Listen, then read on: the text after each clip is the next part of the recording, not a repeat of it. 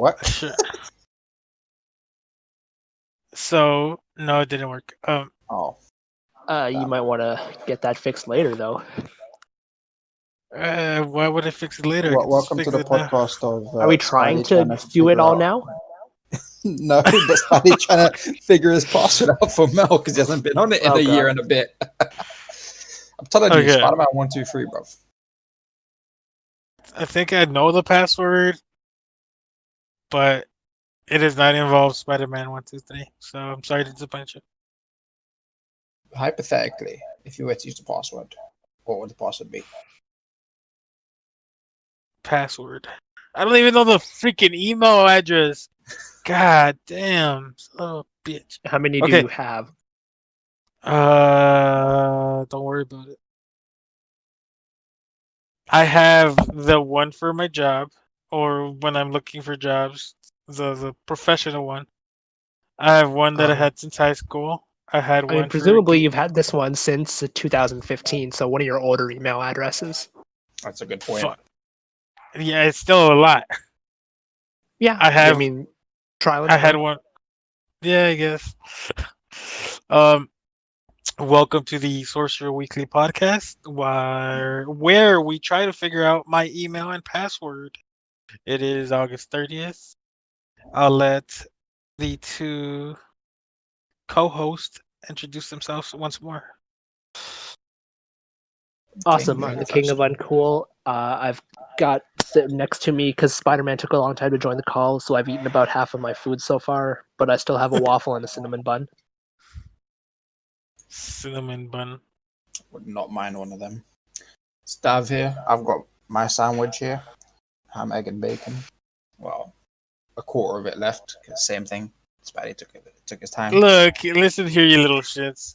Before you blame me, we had agreed to record on Saturday. It is Sunday. So, blame whoever didn't show up on Saturday. That would be. I'm We not also saying technically agreed anything. to do it on Sunday, but then you took like 2 hours to join. Did we specify a time on Sunday, sir? Yeah, we said in the afternoon by my time.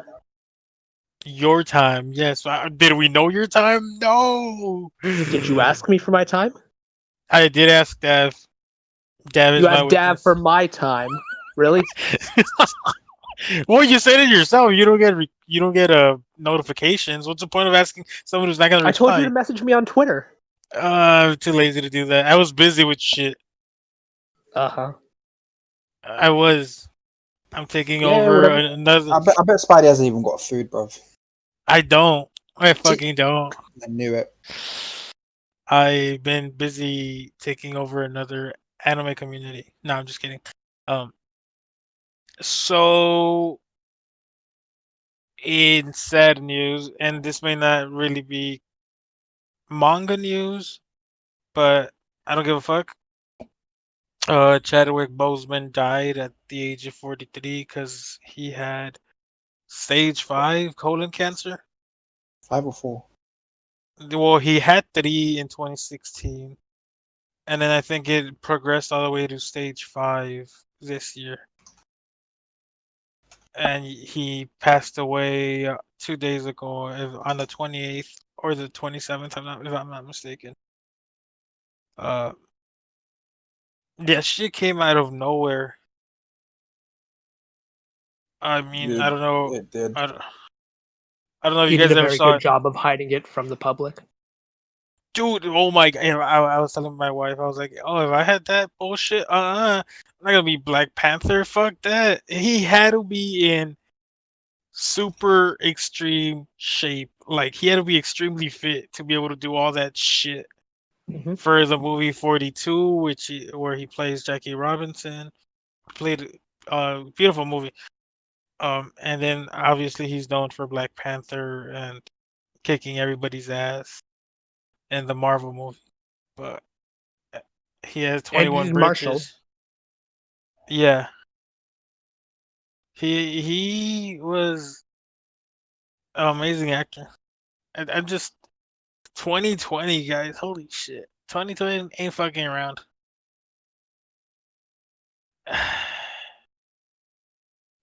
But Yeah, I just wanted to bring that up because it is very sad. You know what? Yeah, it was pretty cool. Yeah, it was a shock. I mean, you and me were up at that time, and I remember you just said it. You're like, Chadwick Boseman just passed away, and I was like, wait, what? Who? Yeah, I posted Oh, it it. I threw me posted the off. yeah, I posted the link from the AP news, and I was like, at first I was like, yeah, right. They're probably Oh, one of fucking those hoaxes again. yeah. But And then yeah, no, I was like, holy shit, fucking caught me off guard. I was like, wait, what? dude was only 43. He had so much. It's a talent gone too soon. And I know this is again a tangent, but I wonder how Marvel's gonna handle it I have no idea. That's because what I they thought can't. about as well. You can't I think there's replace room to him. speculate about that later. All right, all right, all right. My bad. My bad. All right, so what have you guys been doing for the last couple of weeks? Anything interesting? I marathon the entirety of Lucifer season 5, part 1. Let's See, I go. haven't. I'm gonna watch that tomorrow. All right. Okay, Was it so I good? can't spoil it. No. It Was it good? was. Eh. Oh yeah, no, I liked it. What? Yeah, I loved it pretty much, Oh Oh especially the boy. my. ending. Oh Oh boy. my. Okay, okay. I'll give you that. The ending was pretty solid. Oh, I mean, I liked the beginning too. Well, I no. even See liked that, but I liked most a of the lot. middle as well. No, yeah, the most. Yeah, well, you just said it. You liked most of it. Most of the middle, though. The problem is, it felt like filler. But Probably, why are you yeah. complaining about filler, fam? Just enjoy the show. Just enjoy Like it's Tom kind of Ellis. ironic as anime fans to complain about filler. Yeah. I Not always that not complain that about not the. that I disagree. I just did think it's And kind also, of funny. like, I mean, if I'm being honest, I usually skip the filler if I'm watching an anime. I ain't got time for that bullshit. It would depend on which anime for me, but fair yeah. enough. That's why I didn't watch any of the Naruto series because I can't deal with half of it being filler. I've heard about that. Yeah. But That is a lot of filler, to be fair. um, Naruto Kaiwen. so yeah, I'm not gonna. That's gonna be a tangent, and I don't want King getting even more mad. So what else have you been doing, King? Uh, honestly, since the last podcast, I've pretty much just been at home doing a little grocery shopping because that's the only reason I really leave my house. Watch some stuff on Netflix here and there. I want. I'm very, very overdue on this, but I watched Van Wilder for the first time like 2 nights ago, and it was funny. I definitely liked it, but it's like not as hilarious as I was hoping. Well, I mean, you are in 2020, bro. That movie came Yeah, out in what, like 95, 2000? I think. Yeah, something like that. Maybe it was like the early 2000s. I don't remember the exact year, but yeah, I don't know. I Point mean, is, I just kept hearing a million times over about how funny it is, and Ryan Reynolds is the bomb, and no doubt he is. But like, still, I think I was just left wanting a little bit more laughter. I and any progress on Eden Zero since you said it yourself. You had a lot of time this week. Oh, I actually kind of forgot about that. So, uh, Lovely. Dad, what have you been doing? Working 12-hour shifts back to back here and there. Basically, that's my life now since I'm back to work. So, my life is not No, exciting anymore. oh, not no. Well, no, you had that whole thing that happened on Saturday. It was very exciting. Um, You want to talk about that? Because we can talk about I, it. I don't know if it's a good idea to talk about it. We can talk about it because it was uh, fucking stupid. uh, no shows or movies or anything. Not really. I went to start Lucifer. I literally got like 10 minutes into the first episode, and then I had to flip and shoot off to work because my dad had to go and sort out his car. Never got around back to it. But in terms of, I just don't have during the week. I just don't have time to sit and like watch stuff. That's why I watch all my weekly stuff Sunday evenings. Oh, that's gotta suck. Yeah, because either I work's open 9 to 9 Monday to Thursday, Usually I do 9 to 6 or 1 to 9, but a lot of the time, because my dad's 67, so my man's kind of old, I do extra shifts so he doesn't have to stay there longer than he needs to. So I'll be working 9 to 9 most of the days. Damn. Yeah, so I get home and then make something to eat. While I'm eating, I talk to people I haven't spoken to for the day and wash up, and I get into bed. So you're gonna watch Rent a Girlfriend after this podcast, is what you're saying? No, actually, I'm going. My dad's picking me up. We're gonna go buy some barbecue ingredients, some meat and stuff, because we're gonna go to my sister's tomorrow and have a barbecue. Oh, nice. Yeah, because tomorrow is a public holiday in the UK, bank holiday. Woo! Yeah, you're not gonna get cheering from the Canadian or the American.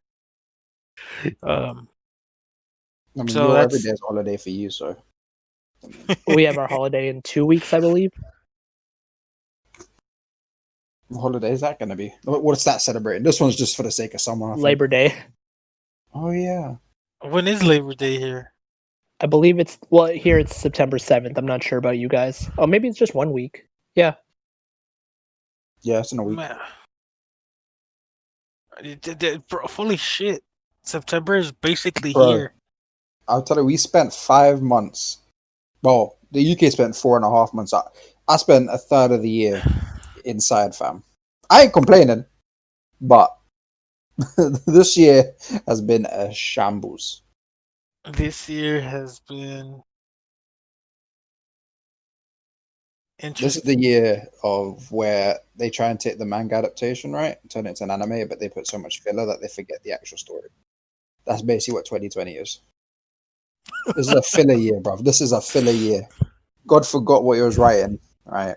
And he's like, oh shit, guys, just put some filler in there. No, I Oh, think swear, what happens there is like he was trying to get the way filler works is he was trying to get ahead of himself on his own script, so he had Satan write it. Rather, he had Lucifer write it. Let's put it that way. Oh no, because if Lucifer was writing it, he'd be fucking everything at once. I mean, it kind of is. I mean, there's the pandemic, all the crazy riots, and the Trump, and all that random stuff. deaths of like The mur- actual the people that murder, people the care murder about. hornets. That's true. Oh, the fucking murder hornets, bro. The what? Do you not hear about the murder hornets that came out of fucking nowhere? Literally, people woke up one day and Yeah, then they're like, "Oh, there's murder hornets now." pretty We get much. like, Jesus. they literally just came out of fucking nowhere, bro. And And then the fucking aliens. Are you talking about my people down south? sure. I didn't even know you were Mexican. There we go. I like how Fucking you automatically assume. there we go. Murder hornets landed in the US for the first time, bro. This was 4th of May 2020. Came out of fucking nowhere. Those things are big, bro. Yeah, they have these huge fucking stingers at their tails. It's pretty intimidating. Yeah, multiple stings are deadly to humans, and in their slaughter phase, the hornets destroy honeybees whose body. But these things are literally just murders. They literally just murder anything and everything because they can. And also, I'm pretty sure that the stinger doesn't come out when they sting people, so they don't die like a bee does. Jesus. Okay, that's enough of that tangent.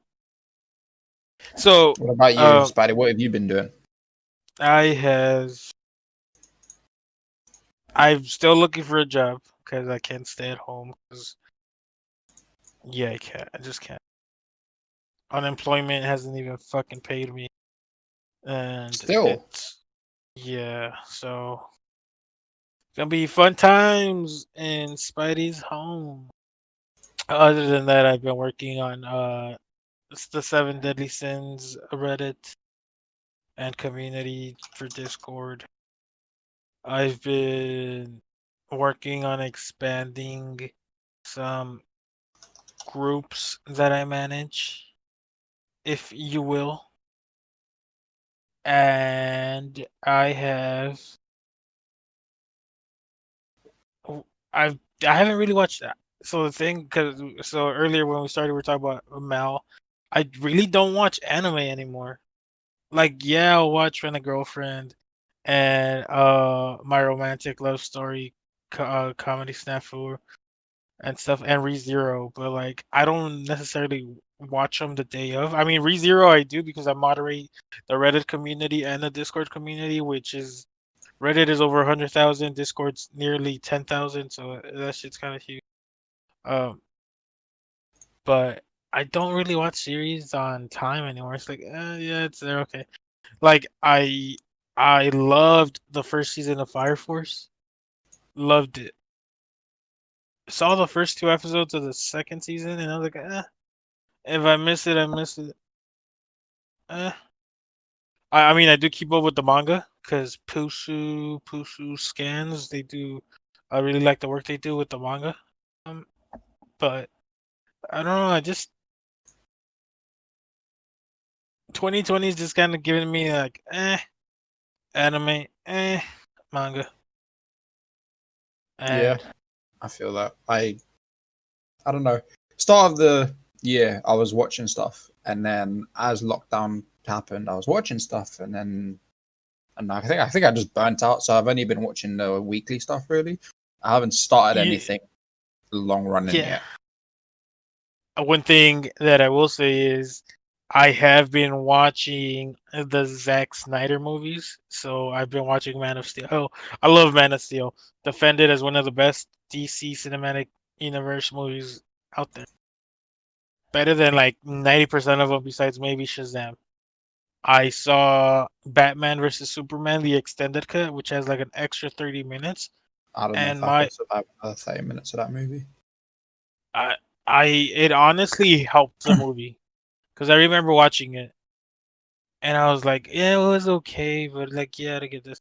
But then I saw the extended cut and I was like, God damn, this movie is amazing. So for those wondering why am I watching this, because the goddamn Justice League Snyder Cut is coming out in 2021, and it's gonna be 4 glorious hours of the Justice League. And That is the going to be great. the incredible thing, the thing I've learned about is apparently 80% of the movie that came out so the original Justice League movie that came out, that one of those other shit, or roughly 80% of it I was reading was new footage that Joss Whedon filmed. And I was like, why? Why would he do that? Why would you like it was so bad. So I'm super excited. I've seen the trailer at least 50 times. And I'm not even joking. Like that whole hallelujah. And I was like, God damn, this fucking trailer looks amazing. That final shot, which is kind of like, which was in the original movie, where all of them are standing side by side, but instead of looking at the destroyed world, they're about to get in a ship. It was glorious. I'm super excited for that. But yeah, that's what I've been doing. Nice. I'm excited for that Snyder cut as well. I'm hoping it is actually um, good. Well, it's not that hard to be good. Fucking they CGI'd. They had Henry Cavill film while he was filming Mission Impossible, so he had to CGI his mustache off. Why on God's green earth would you do that? I hope. No, well, see, okay, before I get into this, if you like Zack Snyder movies, you're gonna like the Snyder Cut. If you don't like Zack Snyder movies, you're probably not gonna like the Snyder Cut. Because the Snyder Cut is essentially for the fans who supported him, who've been claiming that there's been a Snyder Cut since like 2000, what is it, 17 or 18, since the movie came out, and they're 17, I like think. Snyder. Yeah, so they're these motherfuckers committed to that shit. So I he like said Snyder, he. so I'm sure it'll be good. I mean, dude, the fucking line at the very end. Fucking Batman's like he hasn't. I don't care how many demons or hells he's fought in, or he's fought. He's never fought us, not us united. I was like, God damn, let's go. Batman gonna fuck this motherfucker up. But yeah, that's been my last few weeks working on Discords and Reddits and other groups that release chapters for certain Okay. series. And speaking of groups releasing chapters, Sorcerer Weekly, I know it was announced a couple of weeks ago, but since you read Sorcerer Weekly, you mean wait, Brett English. Since you read Fairy Tale and even on Sorcerer Weekly, even though it's down right now, you guys are taking on new content, aren't you? Yes, the group itself is taking on new content. I got that inside source, like you said. The last chapter for the Fairy Tale 100 Years Quest broke the website. It literally did. It Yeah, literally you're did. not going to be able to get on that. Yeah, you're not gonna be. If I'm not mistaken, Nope, you're just went to it now. gonna. Yeah, I literally just tried 5 minutes ago. Mm-hmm. No, no, no. You're gonna be able to get on it the 1st of September. Cool. So yeah, so yeah, the group itself, like I said, they are trying to expand, but not necessarily expand into other. They're not trying to compete with other groups. They're just trying to do their own thing, right? So they're like, okay, yeah, we like the series. We'll work on it since nobody's working on it. Oh, we like the Oh, series. so just kind of branch out to do the stuff that they Yeah, enjoy. Yeah. yeah, because they're not for the drama. They're just there for just enjoying series and releasing. The fans want And it. It's there. yeah, and I do, like I said, I have this inside source that has mentioned that this group might be acquiring another group Ooh. relatively soon. But Ooh, I'm looking forward to that news. yeah, I mean, the British might like the series that they are essentially gonna work Oh. on. So Oh, I think I know which one it is. yeah. Anyway, that's all I could say before I get in trouble Okay. from the actual people who run that shit. Okay, well, that's exciting. And looking forward to Sorcerer Weekly taking on more stuff, more, and more and more. I do want to give a huge thanks to Lionel, I think. He did help the group tremendously. He was one of the original members. He helped with Fairy Tale 100 Years Quest. He helped also with Fairy Tale City Hero. And eventually he took on a proofreader role with the series because he had less time. So I know the team is sad that he's gone, but they appreciate, and the fans, myself included, we appreciate everything he did for them and for the community. Even though he wasn't a fan of Fairy Tale, the fact that he went out of his way to help and the fans enjoy these series is something we should never forget. So yeah, Okay. Well, that is, it's a good thing that everyone um, gives him the credit that he's due if he's been there from the beginning as well. So thank you, Lano, for all the service that you did. The fans appreciate it for sure. And going on from there, let's have a let's look. talk. We should talk about 100-year the quest. the chapter that broke the website. I mean, I think it broke a lot of things too, man. Like there were images all over Twitter the day of the release, just absolutely spamming Dude, it with like red circles Oh yeah, everywhere. I Like, no, flipping. hey, I logged first of on. all, so Sorcerer Weekly was memeing pretty hard that day, and people were mad. I can imagine. Dude, I flipping logged onto Twitter and I started seeing. I think it was one of Saf's tweets. It was something to do with the ships, and I was like, "Oh, what's going on?" And I clicked on a tweet and then scrolled down to look at comments, and I'm just seeing screenshots, and I'm like, "Holy shit, this is gonna be nuts!" And this is when the Raws came out, I think, as well. And then when the actual Mhm. translated version came out, whew, Pretty much. I don't think Fairy Tail has trended since last year when the anime officially ended.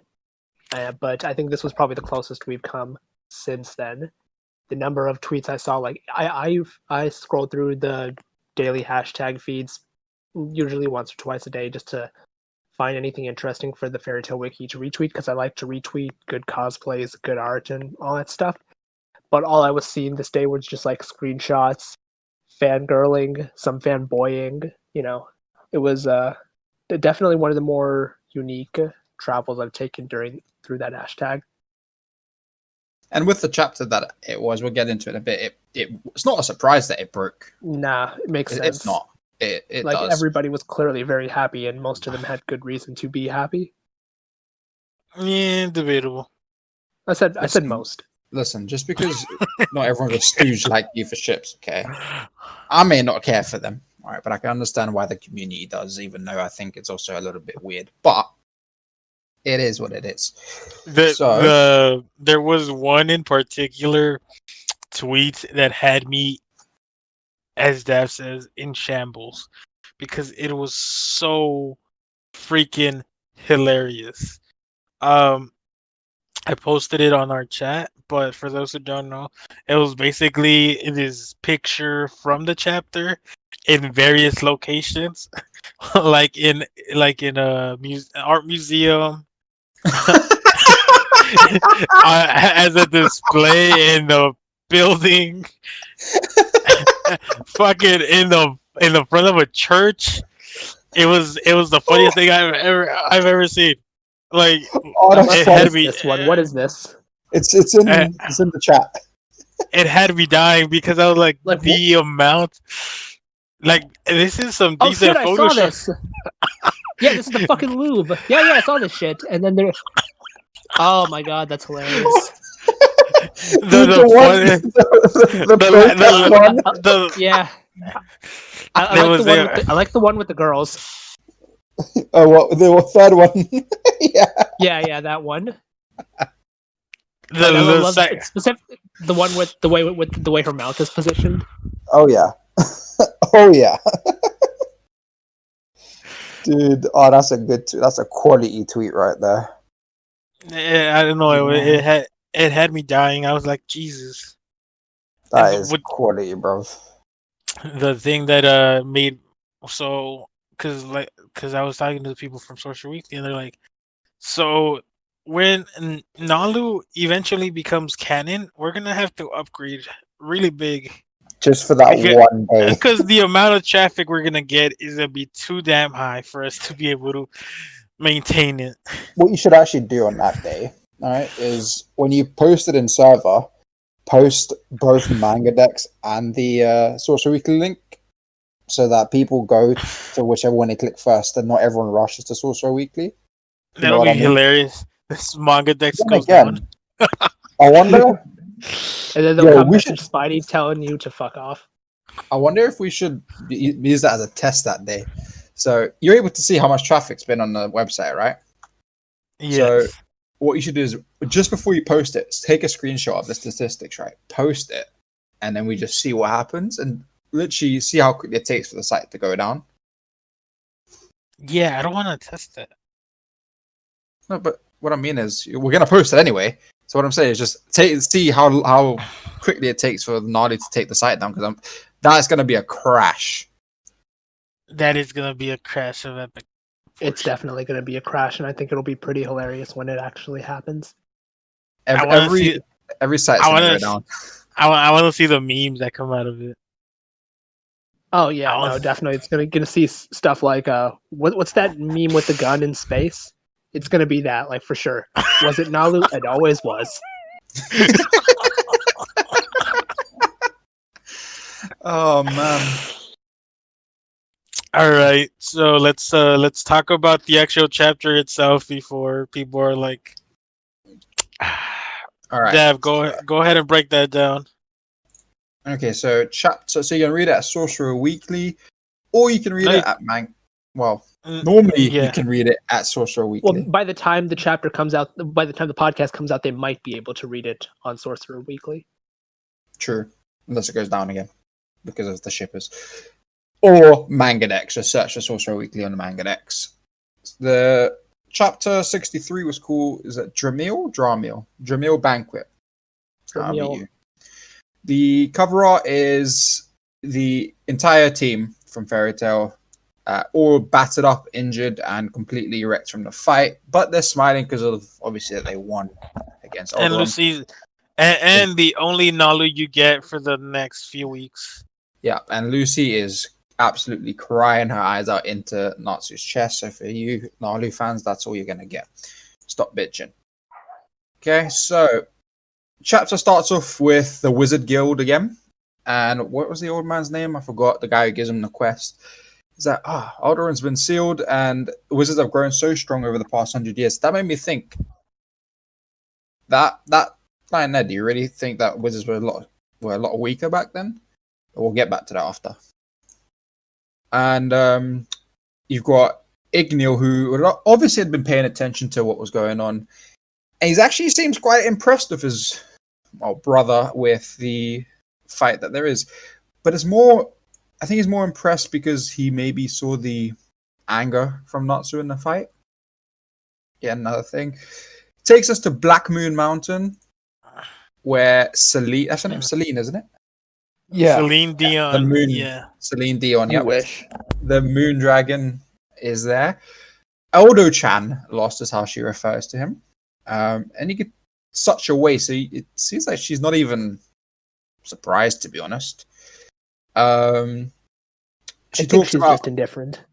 Yeah, I think she's just kind of like, well, it's unfortunate. She talks about how the White Wizard would make things more interesting, but she again just goes back to a point of, I guess I will take over this world. And we go off to the Wizard Guild Diablos, where we see who I assume to be their guild master, just eating meat. Obviously, it must be dragon. Well, it is dragon meat. First of all, where the fuck are they getting all this meat from? Because if this man's eating meat for every meal, Spidey just dipped. Where is he getting this meat? He's welcome back. You good? Yeah. Yeah. Technical difficulties. Cool. So, obviously, asked about Alderaan and why he lost, and his lack of care. So you're saying Alderaan turned back into earth or trees or something? Shows he doesn't really care about his team. He's just there to make sure that. Oh, sorry, he's not the one for their team. He's just there to. He doesn't really care about the actual dragon gods and what their entire abilities are. He just wants the job done from his team. We got a nice little shot of Kiri there. Ooh. And they talk about their team members. So right now we're seeing the Dragon Eaters all conversing with their, I assume, their guild master. And there's 3 of them just ran away. 3 of the Dragon Eaters just ran away from the fights. And then bring up Fairy Tail.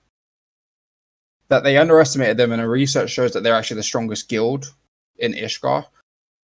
At the end of Fairy Tail, was Fairy Tail still considered the strongest guild? Can't actually. I think they were. Pretty right? sure they were. Yeah, they were. So now these lot have learned this, and they're pretty upset about that because they thought it'd be a walk in the park. Kiria gets excited. Her smile is absolutely adorable. Why she get excited, bro? Well, she gets excited just because of. So she brings up the lightning bastard. We all know who that is. Good old Loxus, and her team. The guy who says "cha" at the end of fucking every sentence says, "You falling for him, cha? What are you for?" No, I didn't fall for him. I'm gonna eat him for sure. So she gets extremely excited about eating him. Bit kinky, but it is what it is. Nice little double entendre there. Exactly. They get tasked with their next target, who is Celine, the Moon Dragon. God, I hear she got a nice body. I agree with you, my dude. I agree with this man. This man's lows. So from there, we can assume that's who we're going to be seeing next. Suzaku, who they bring up, will be going along too, and the entire team has a bit of a what? A who? Like a shock. It looks like it is one of the Black Dragon Slayer Knights, Suzaku the Red Dragon. He looks fucking cool, I'm not gonna lie. He looks edgy as shit though. Like, you remember when he first met, wasn't there, Macbeth, Midnight? And man was just edgy as hell. That he kind of reminds me of that kind of edge, but he still looks pretty cool. Or this future Rogue. Yeah, this guy's definitely my parents were killed by a random guy and I want revenge kind of person. Yeah. says that Suzaku's going to join them, and then the guild master gets pissed off and says, "Hurry up and feed me! I need dragon god flesh and blood." We then go ahead to a tiny town called Drameel, which is only a few kilometers from Drameel, or where Alderaan was. And the guild they rest there at one of the pubs. There was a huge army that's been formed after Alderaan was destroyed. And the guild just starts to do what they're good at, partying and drinking. The team fills in the guild on what happened to them with the White Wizard and tells them where they are, and they're in a faraway land. What is it, Shrek? We see Tuka and the White Wizard, the chick, passed out in bed. And Natsu's says, if she wakes up, I'll fight back and I'll clobber her. Typical Natsu. And they try and explain what happened to them, but obviously no one really knows the full story behind anything. All they know is they can drain the magic from people. They try and explain what happened with how it works. Happy does his best with how he explains stuff. For starters, there was a cat named Tuka, who apparently everyone loves. Then there was a White Wizard who went inside of Tuka being the Exceed, which made her into a human like Carla can do. So Carla starts to doubt that she's an Exceed to begin with. It's just that she might not be an Exceed from Extalia like the others. So she is an Exceed that she just doesn't know where from. And then after that, everyone goes to party and so on. The standard brawls, the barrel rolls, no real conversation of anything of note. Until we get to Gray, who's butt-ass naked again. And we get a little Gruvia moment. Juvia dives to hug him and says, "It's good to see you." And normally, Gray would have backed off and freaked out a little bit, but he actually hugs her and says, "You too." Everyone is shocked. This is one of the first panels to shock everyone, all the shippers. So that's a nice little thing there. We've seen Gruvia already be confirmed. This just makes it even more confirmed and obviously makes everyone happy. So a lot of people talking about it in the Discord. Lucy is drunk as hell. Khan is trying to give her more alcohol. She does a cute little face of please, no more. Keep drinking. Brawl starts out as normal between Natsu and Elfman.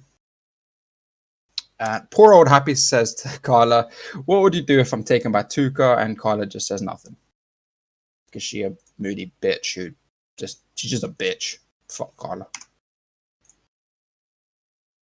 Bartenders don't seem to mind the fight. And then we get to the next.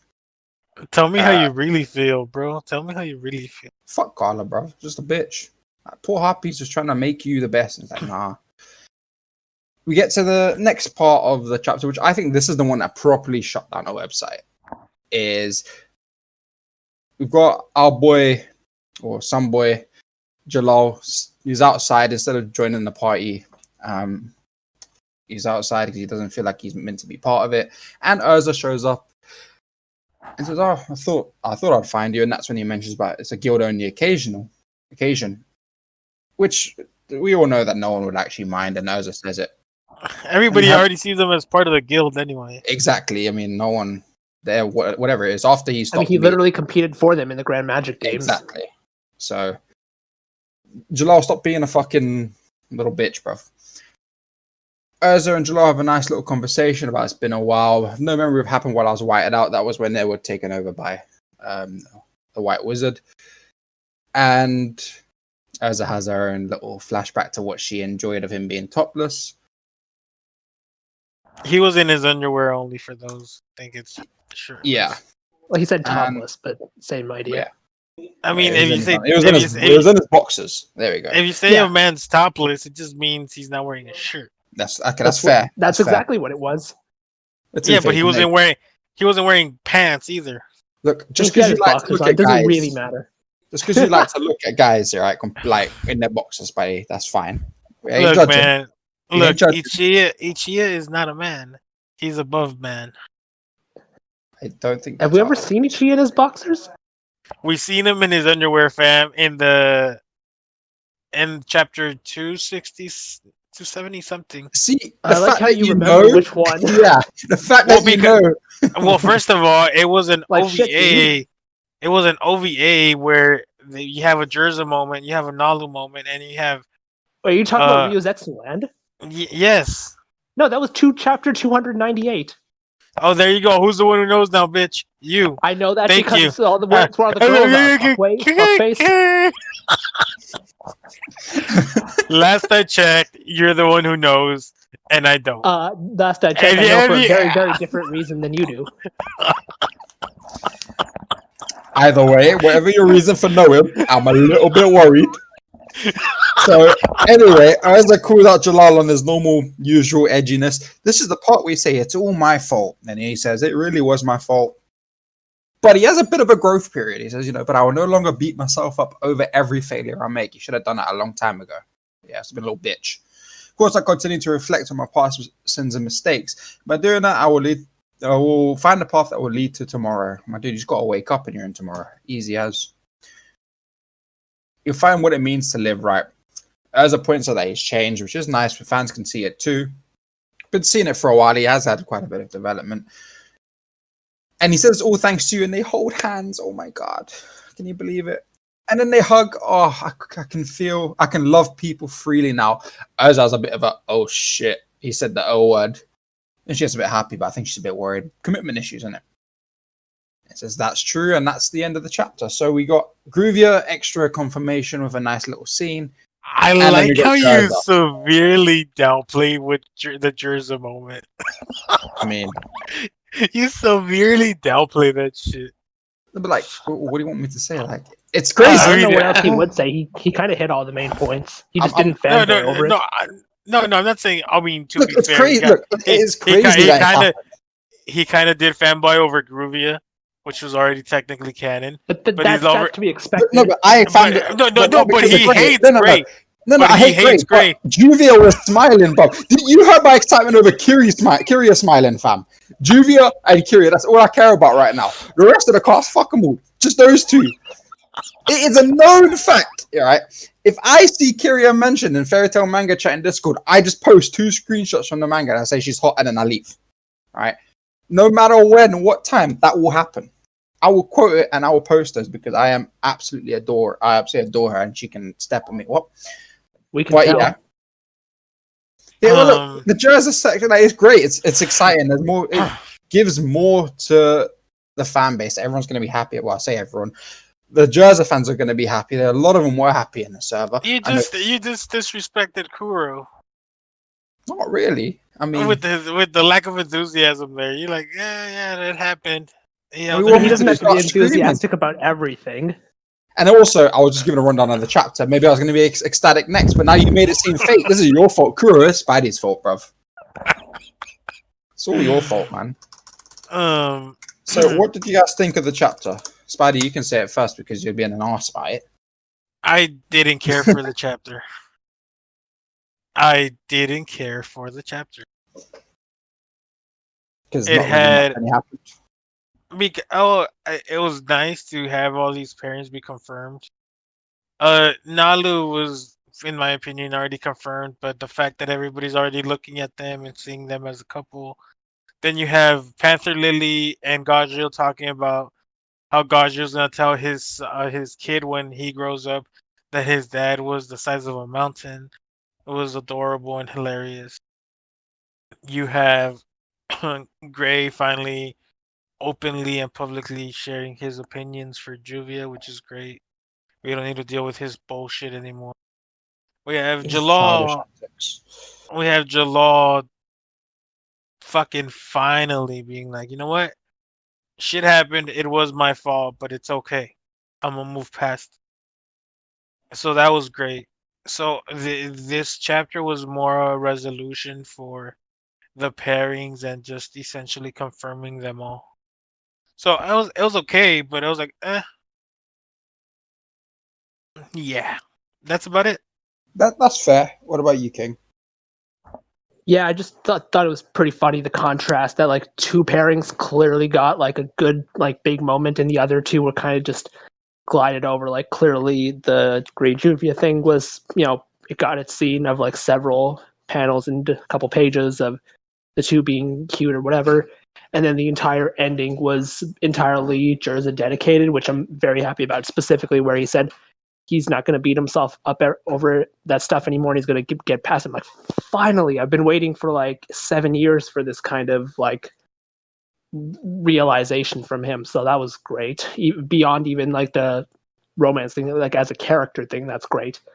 And then of course, like Gudril and Levy just get like the one scene together where they're both like drinking in the group shot or whatever, and Natsu and Lucy are just in the cover page. And let's be real, that's not really like that whole like where she's like, how many times have we seen that, like she's hugging him or he's holding her or she's holding him or something. Like it's not even really a moment at this point. I agree that it's more or less a confirmed thing that they'll end up together just because of the number of interactions they've had, but it's like we're not actually getting those moments that the other characters are getting, and I'm imagining that the fans are probably not entirely happy about that.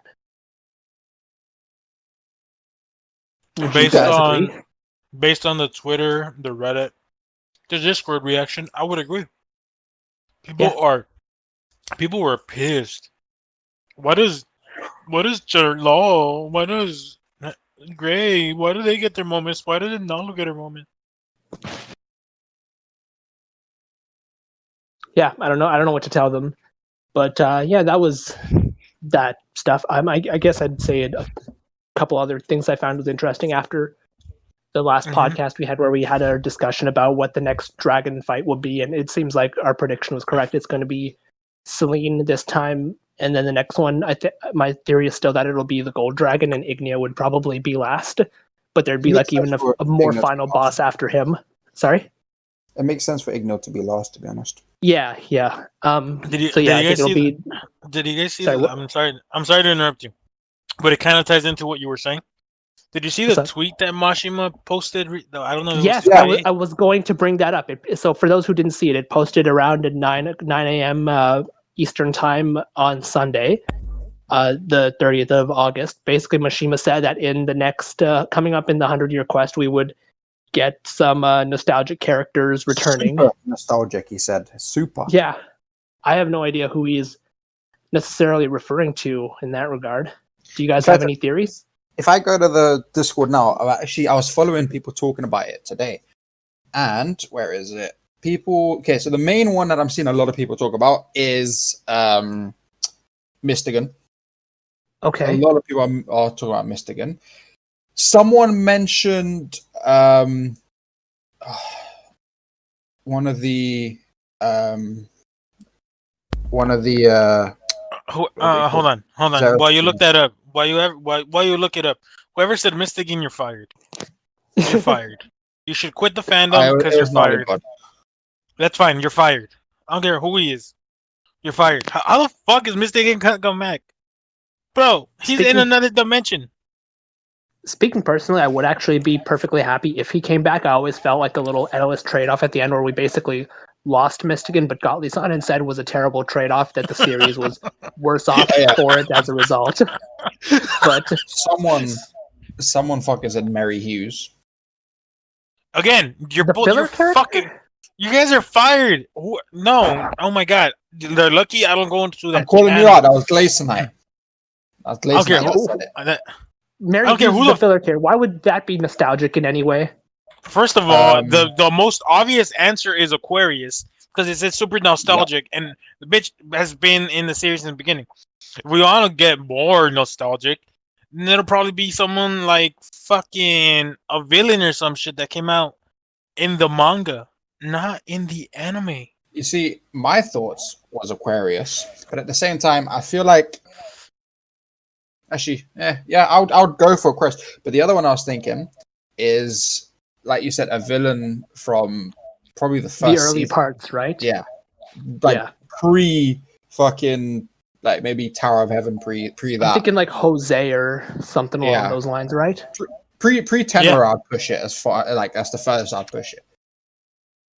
It can't be Edolas because Edolas fucking closed its dimension. Yeah.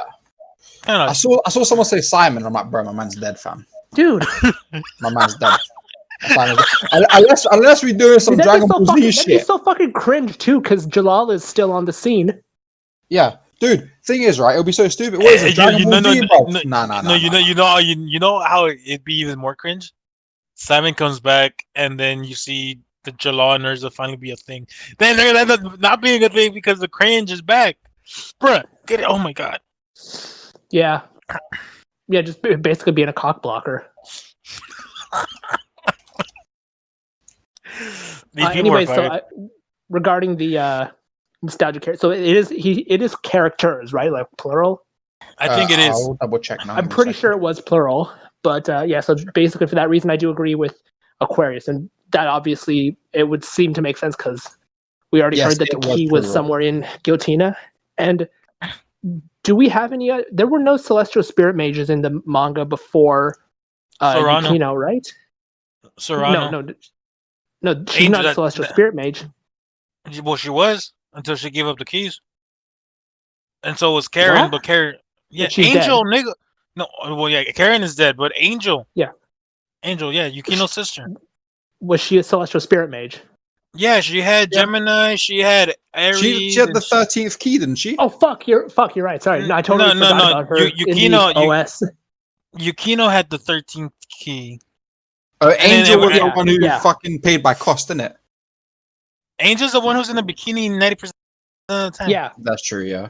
No, sorry, you're right. I totally forgot that she used to be part of the OS and she was a celestial spirit mage. I mean, we're doing what the fucking apparently the Discord is doing, coming up with anime characters. What's this bitch's name? Princess Hisui is apparently a celestial mage too. Well, I'm looking through the Twitter replies to it. Our girlfriend Taylor said the Celestial Spirit King. Don't look up the Twitter. It says I do want to talk. I know. I want to laugh. Please, Sensei, bring the reincarnated versions of Zeref and Mavis. They're already reincarnated. They came out in chapter 545 as what's the stupid name that they had? She was some stupid name. I don't remember what it was. Yeah. And then they even had that little cute moment. Oh my god, it's very hot in August. The handkerchief or something. Yeah. Yeah.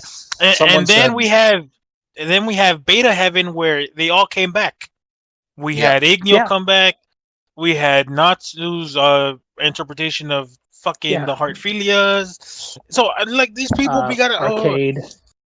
Arcade. Larcade, sorry. And August. August, and then Igneo, and then Mavis and Zeref. So someone has said Flare. Maybe. Really. I don't think so. Flare's more of a possibility. That's more plausible. Yeah, I was about to say, like compared to all these other whack job theories. Someone said Freed and Lux. Freed. Yes, because Freed's not in the god. Yeah, because Freed is not in the series. He wasn't just in the fucking chapters. Someone wants Jiggle Butt Gang. You know what? I wouldn't mind, bruv. You know what? I'd be down.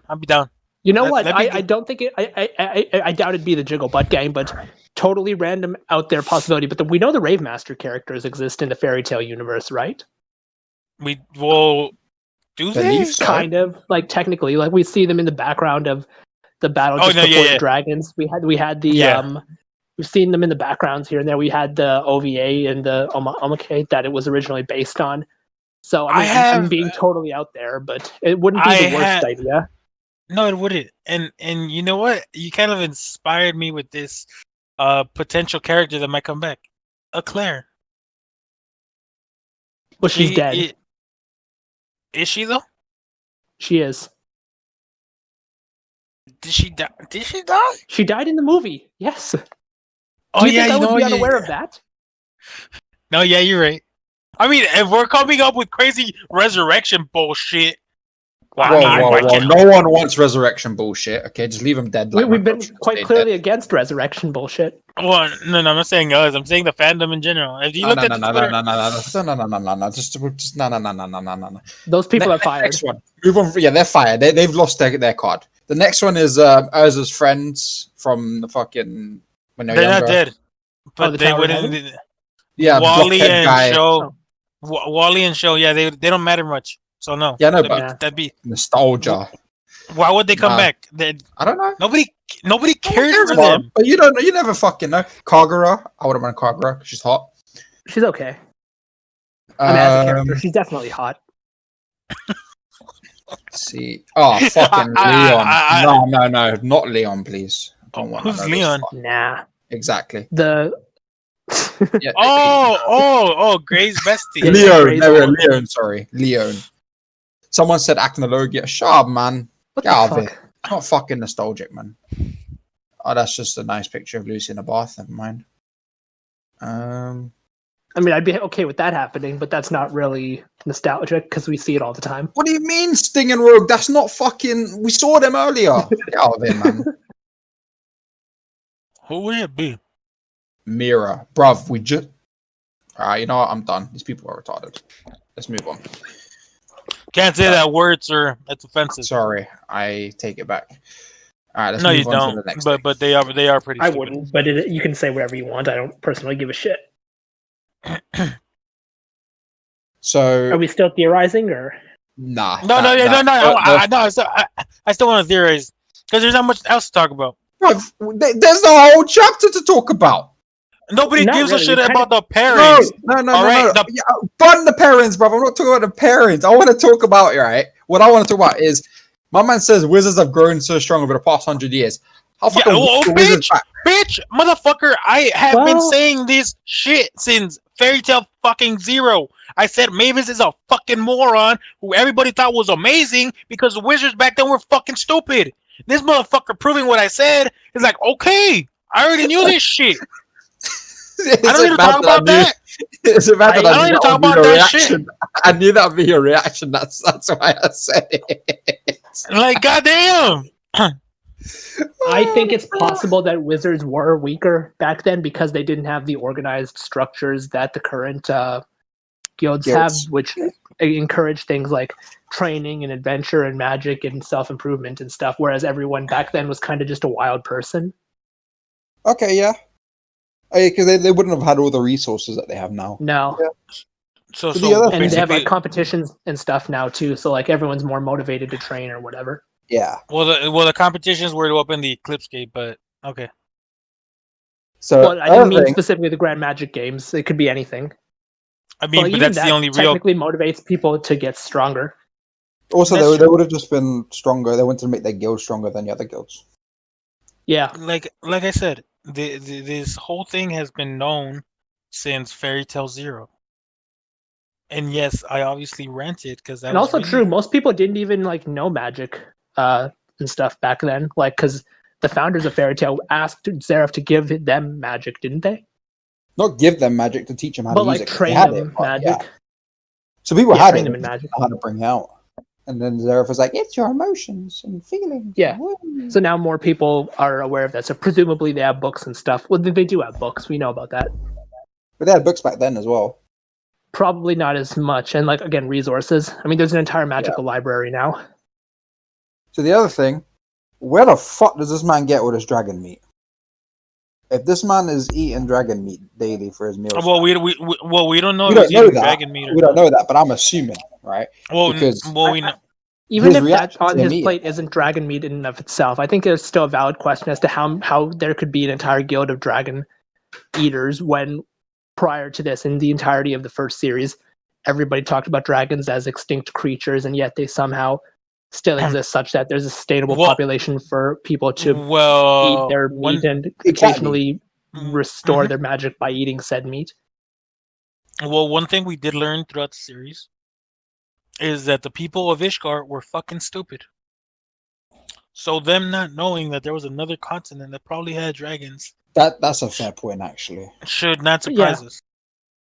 That's a fair same. But even then, point. like, how many dragons are in Giltina? We only know of the 5 dragon gods. We don't. Yeah, exactly. We only know the 5 dragon gods. We don't know if there's actual just normal dragons, or if there Yeah. isn't normal dragons. I I mean, feel like that would have been hinted at though by now in the 100-year quest. I would have at least. hoped so. well, I don't think it really would have, because our focus hasn't been the dragons. It's been the dragon gods. Yeah, but the dragon gods turned into dragons. So I'm just surprised no one would have been like, "Hey, if there's a fucking dragon god, I wonder if there are other dragons." I'm just surprised it hasn't really been. You got to remember that Fairy Tail is very simple-minded. They get a task and they're like, "Okay, let's go complete this task. Let's not That's ask true. questions. Let's not That's figure true. anything out. Let's just go get here." That's one of my issues with the series and with the fandom, because unless it's they beat it over the head to you, you won't believe it. That's true. So Unless it's they like, literally shove it. That's accurate. Yeah, and I also think like this definitely does come off like with Mishima as just a sequel idea, so he probably didn't think about it too much. So I guess we probably are not expected to think about it too much, and it's hard not to. But suspension of disbelief or whatever. So then the other thing, Mhm. the Suzaku guy, he's just called the Red Dragon. I hope he's not just got fire, because I'm not gonna lie, I'd be pretty. That would bore me. I hope he's just not some fire dragon. Because red equals fire, you know. Well, they said he was part of the Black Twin Dragons or something. Black Dragon Slayer Knights, but Black Dragon could just Black mean Dragon Slayer Knights. it could just be a reference to being. Yeah, sorry, I've got the rogue thing in my head again. Yeah, it could be cool, but I don't know. He's part of the Black Dragon Slayer Knights. Suzaku the Red Dragon. If you're a Dragon Slayer, Right. why are you calling yourself a Red Dragon fan? Yeah. But I don't think we'll see him for another 7 chapters anyway. Most likely. Well, the rest of that chapter was pretty. King, what did you think of the chapter? I don't know. Overall, I don't really have any complaints about it. I was pretty satisfied. I think this is a chapter where it's not like I'm not as much reading it for enjoyment. I'm just reading it to theorize at this point. Yes, I concur. Yeah, that's my take on it. Yeah, it's true. There's not really much else that we can do in this chapter. It's a nice chapter. Yeah. No, it did expand and do something that the main series didn't do, which was actually develop the characters. Yeah. Yeah. So that was nice in that regard. But some of the stuff that was mentioned there, like I know some of the stuff you were asking about that, it was already kind of, if you read it at face value, you kind of saw that it was already there. You talked about how the guy said, "Oh my, how wizards have grown so strong over these past 100 years." If we remember when Mavis was first starting off in Zero, her competition was essentially Lox's grandfather, who was, by all accounts, a fucking idiot. Hades, who didn't have an eye, and a guy who ended up looking like broccoli. I think he had 2 eyes back then. Did he? I remember.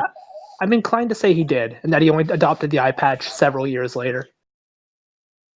We'll fact check that later. We'll see. Yeah. But point being, and then we, even in the manga, because the anime did had a good adaptation of it.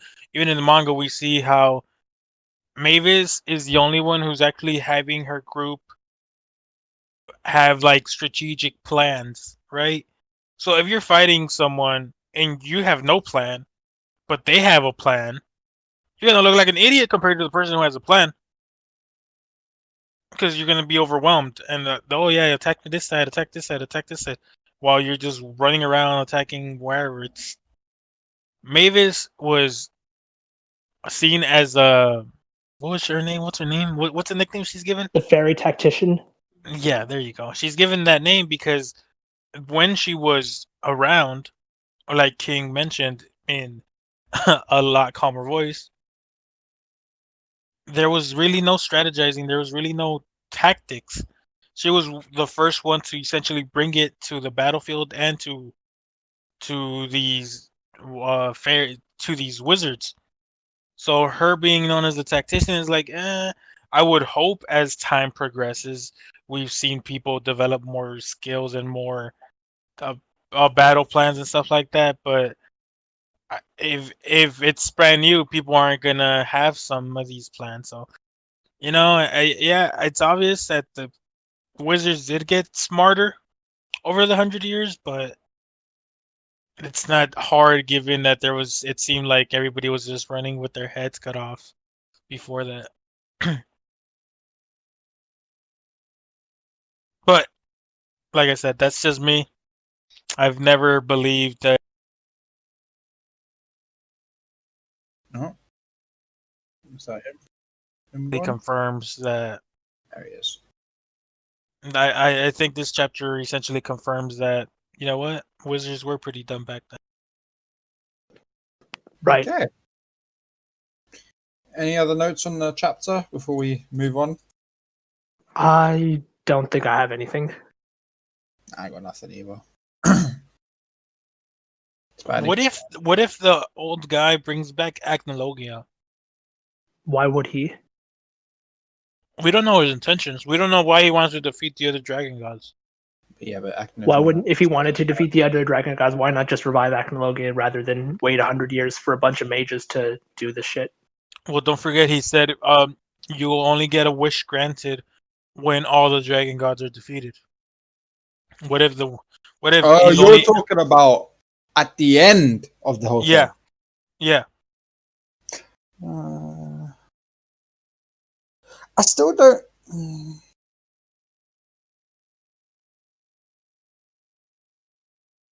Now you know what it's gonna be. He's he's gonna bring back Mavis. he's gonna bring, must revive Zeref. Must revive Zeref. He's one of them from the original I show on about reviving Zeref. in all honesty though, I wouldn't be opposed to Zeref being revived because I want to see that dynamic between Natsu and Zeref again. It'd be kind of cool. What do you Oh, think?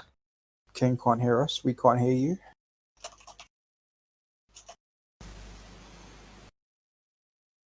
Dav, what do you think of that? I don't know. I wouldn't mind seeing Zeref come back for the pure dynamic of it, but I would hate for the wish to be used on that. If you know what I mean. I just feel like unless the wish is the end of the series, of the sequel, if you know what I Forever. mean.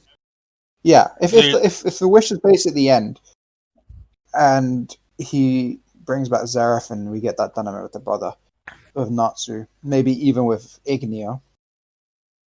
Nah, fuck Ignia. No, but I'm just throwing everything together. Like, No, yeah. it would be an all right ending, but at the same time, I still would feel like the wish was just.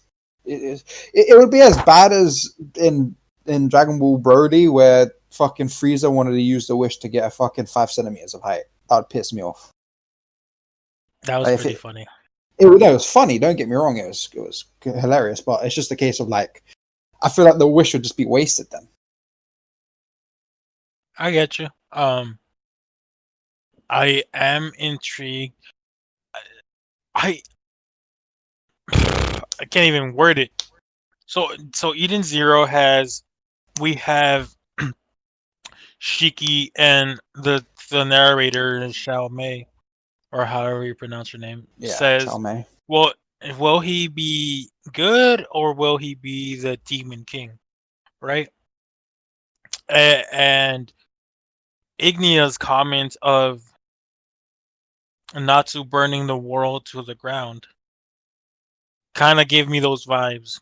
I mean, we kind of already had them with the whole "Are you a dragon or are you a demon?"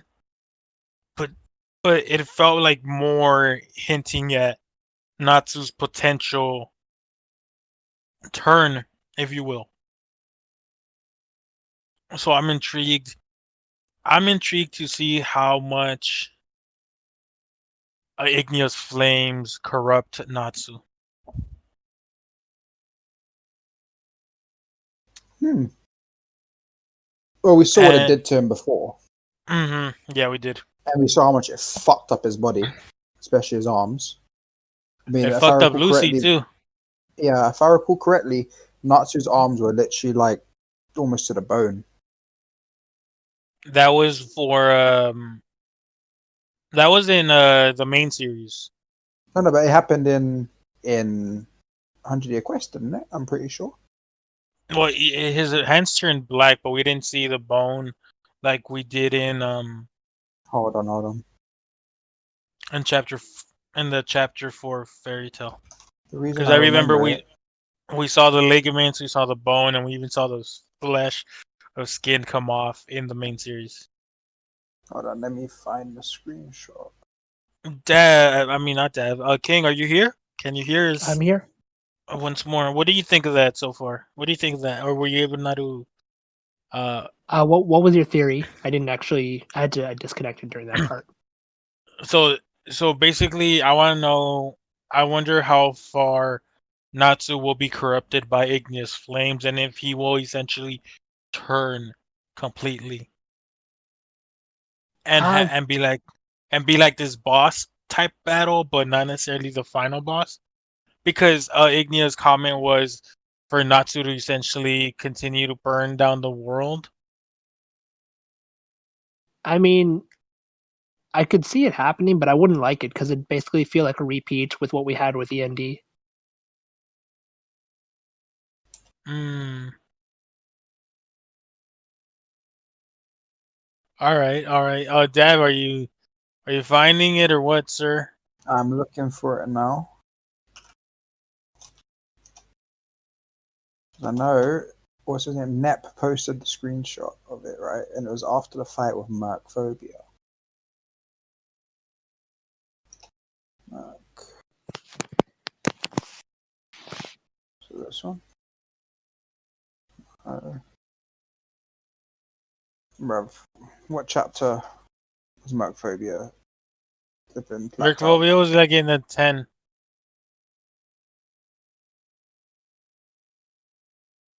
Mercphobia was like around 10. It wasn't that long ago. Blade armor and ash. Killing hearts. But then what about you, King? While we wait for Dad, do you have any theories?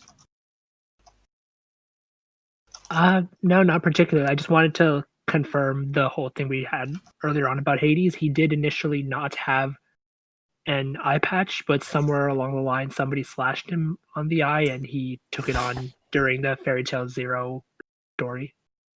Okay, so he went from 2 eyes to 1 eye Yeah, within the actual story itself. Okay. seems to be. I don't know who actually slashed him. I just see like early episodes where he does not have the eye patch, and later episodes he's fighting with it on. So presumably somebody hit him in the eye at some point. He's like, "Hi, you're blind now." Okay. Dad, do you wanna did you find the page or do you wanna go back to it? Come back to it next time. Uh, Yeah, you're struggling. Okay, next time I got you. I think I've almost found it. Yeah, why don't you guys get on to Eden Zero? Because I think some people would like to hear your thoughts about that, and I will be on the sidelines. Cool. Enjoy World's End Harem Thank you. for us. Don't worry, you can enjoy it later. It's getting an anime. I don't know how it's getting an anime, but Is it's it getting an actually? anime. Yes, it is. Really? Oh, that's interesting. If he's getting an anime, that's gonna be great. I'm looking forward to that. You would. So Eden Zero, we're in chapter 10. What chapter are we on? 108? It is nope 106 and 107 today. Oh yeah, you're right. I'm not I don't have the chapters on hand. Can you give a recap once more with enthusiasm? I would like to. I'm still looking for that. Just let it go, Dab. I've almost found it. Okay. No, you haven't. It's No, over. I It's legit done. have. No, I legit It's haven't found over. it. It's done. King left. We're not talking Eden fairy tale no more. Fairy tale no more. It's over. It's a wrap. I hate it here. All right, fine. All right, okay. I'm still looking. Fuck's sake. Hurry up! All right, so we have chapter yes. 106. You can Mhm. read it on. You would normally be able to read it on Sorcerer Weekly, Manga Dex, or read it Eden And Zero. mhm. The cover is the chapter is 106 Prayer Council. That title gave me a bit of a confusion, I'm not gonna lie.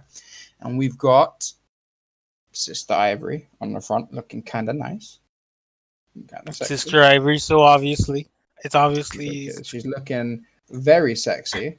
I have to admit that her design is flawless. 10 out of 10. Best design. Yep. It starts off with we see an old friend, Xiao Mei. She addresses everyone again as the narrator of this tale. She brings out a Sheik and she went to Grand Bell, visit Ziggy's grave. They found Ziggy changed from a demon king, what they once knew, and she brought out that the quote from Ziggy himself: "We mechanical life forms will rule over all of mankind." End quote. And she says, thinking back on it, this was really the first time our Demon King really acted the part of his role, of his name, which is true. Everything that we've seen before, he's always been quite a kind-hearted person, or robot. And Fuck you. Oh, sorry. no, you. I'm playing. I apologize. I'm playing Fall Guys. This fucking guy. And so then she talks to Tanya a little bit more just about the CM because she watches all the ships fly off, and she says that they are in the AOI. I don't know how you say it, AOI Cosmos. Yes.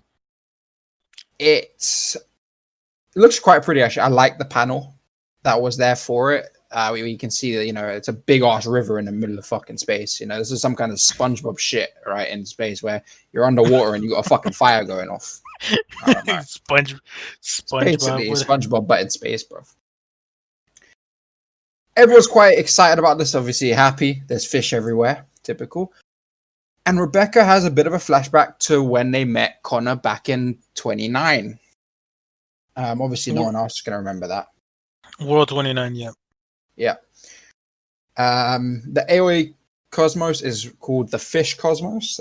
That's what I'm going to call it now.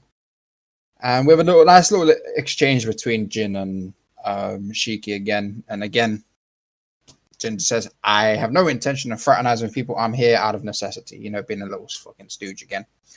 And him and the sister walk off. I thought I made friends with him, didn't I? I'm not going to lie. Every time Shiki brings up the whole friends thing about, I thought I did, it makes me chuckle. So the team talk again about the AOA Cosmos and why they're here. And Hermit actually brings up that she might be able to repair the part of the log that was erased from the ship. Can't repair their memories, not yet anyway. That's what she says. But she might be able to repair the travel log that was deleted. Yes.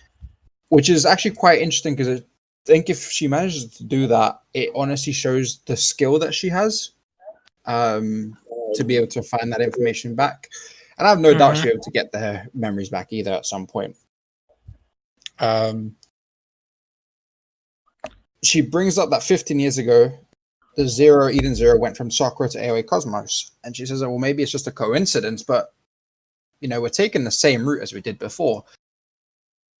Which might be a coincidence, or it might be, something that's a bit of a... Which is what made her realize that maybe she could recap the log or get the log back because maybe the ship's just acting on that log anyway. So instead of it being properly erased, maybe it's just hidden. They mentioned that they were heading for a fire planet called Red Cave. I think that's what she says. Yes, it's called Red Cave. I remember. I remember that. People asked, obviously, it's not a sun, is it? Like, come on now. And they said, well, let's go there. Maybe we can find a clue. Something else that she found in the log, though, was a term called Poseidon Nero. People didn't really That know what it just was. that just sounded intimidating though, to be honest. It 'Cause did. It did. we saw a little silhouette of Poseidon Nero, and we're like, damn, son. Yeah. Apparently, he's the person in the fish cosmos that is you absolutely don't want to cross. So it's basically their version of like Drac and Joe. He's one of the Yeah. Eration Space Galactica, but he works on a Yes. whole other scale than the others. So he's basically literally he's Drac and Joe like times 10 by the sounds of it. Yeah. But instead of like Jack and Joe trying to do it, instead of Jack and Joe who did it like behind the scenes, no. With Well, yeah, Nero, you know it's him. Yeah, Hermit says here that Draken would just use up one planet and rule of it from behind the scenes. Nero on the other, he just comes in, he's like, yo, I own this fucking cosmos and there's nothing you can do about it. And Moscow obviously gets a bit shook. Then we get the silhouette of him. They call him the Emperor and he's the ultimate authority and outranks every planetary monarch and president. The dude's basically got a tentacle head. You know how much Mashima likes his tentacles. So we know exactly what scene is coming. Sister Ivory again for nice little poses that she always does. That does sound like the guy we don't want to mess with. Of course, I don't see any reason why we have to. Using her brain. Mm-hmm. I'm not gonna lie, I'm loving the outfits here. I am loving it. They also bring up the whole idea that there are friendly members of the Eurasian Space Galactica. Right, mentioning obviously Lady Elsie. And they're hoping that he's also going to not be hostile, but someone who rules over everything. Most likely be hostile. Yep. But it's just Ivory again, just reminding everyone like, who cares about him? We're here to do what we need to do as long as we stay out of his fucking way. Again, you see the nice little panel with all the fish flying around. It then cuts to the Interstellar Union Army Commando Carrier Angel Feather Cord. That's a mouthful. All right, where we see the team talking about Elsie heading to the fish cosmos, and they're all like, whoa, what are you doing? Like, this is not a good idea. And they then also bring up Drac and Joe being defeated, and they didn't expect Noah to have a team powerful enough to defeat Draken. However, they obviously mentioned it's not Noah's team. All right. The report that was there mentioned that it was Noah's team, but it's the guy who brings it up says it's not the entire truth because he was monitoring the ether on the Blaugor, and he says he found Demon King ether, which is obviously Shiki. And it's the same one he had detected before, which I assume would probably be Shiki again from previously. Yeah. Because he said I suspected it's someone on the Eden Zero. And I mean, it's not really a mystery with that Eden Zero is now, Shiki's on there. They then get a call. Justice emergency transmission from Colonel Jaguar. Nice little Skype call. Victory Creed, step outside. We're having a prayer council. Zoom. A prayer council. So everyone steps out except for the one guy. Yeah, that's when you're like, why is this guy so special? Yeah, I mean, a prayer council. What is this? The nuns from Fire Force, bro. Like, Latom. So he brings that to the colonel, like, our meeting was meant to be next week, and he's like, we can't wait that long. The fact that he says that he can't wait that long makes it seem that it's a lot more urgent, and this prayer council kind of gets this weird authoritarian feel to it, that they've got some kind of job to do. Mm-hmm. He obviously brings up that there's no rankings during the prayer council. We see a few more names: Eraser, Justice, Feather. Yes. Again, Nero gets mentioned. So we're getting all these new names, which is great. These guys are revealed to be the people who are designed to fight the Eurasian Space Galactica. So we get Cure. We are the Eurasian Space Interstellar. We've got Jaguar, who says we will use our powers to crush Galactica. We see Holy, who is a holy fucking hot, bruv. But it looks like someone beat us to Little Draki. God, she is hot. I'm not going to lie. Then we get Feather, who also looks pretty hot, but I'm not going to lie. She kind of looks a little bit like Sister Ivory. She just does flipping ellipsis. Then we get Eraser, You know, the guy from MHA with the powers that to stop people to take away their quirk for a bit until he blinks. It's that guy. If this involves Elsie, I bet Justice will want the mission too. And Justice brings up, of course, I'll go to the fish one. So we're seeing all these new characters. I'm loving that because it means that we're just going to get even more character development. Well, I hope. But we get more hot girls and then probably cool fights. Justice gets teased a little bit about liking Elsie. But then he brings up like, nope, I will be the person to kill her.